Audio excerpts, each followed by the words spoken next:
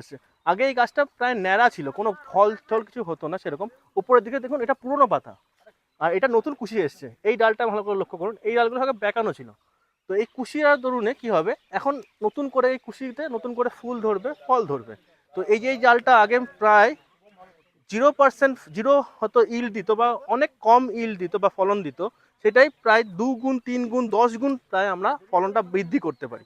এই জাস্ট কোনো মানে সিম্পল একটা পদ্ধতি। জাস্ট আমরা এই ডালটাকে নিয়ে, এই ডালগুলোকে নিয়ে আগে এরকম বেঁকানো ছিল, মানে বেঁকিয়ে দিয়ে আমরা জাস্ট বেঁধে দিতে হয়। এটা গ্রীষ্মকালে যদি আমরা এরকম ডাল বেঁকাই, তাহলে আমাদের 10 থেকে 12 দিনের মধ্যে আমার নতুন কুশি ফোটে। আর যদি আমরা শীতকালে বেঁকাই, ডাল বেঁকাই, তাহলে আমাদের প্রায় 20 থেকে 25 দিন লাগে এরকম কুশি আসতে। আর এই কুশি আসলে, কুশি আসার থেকে ফল ধরতে তার সময় লাগে গ্রীষ্মকালে মোটামুটি 25 থেকে 30 দিন বা 40 দিন, প্রায় ধরে রাখতে পারেন 30 থেকে 40 দিন।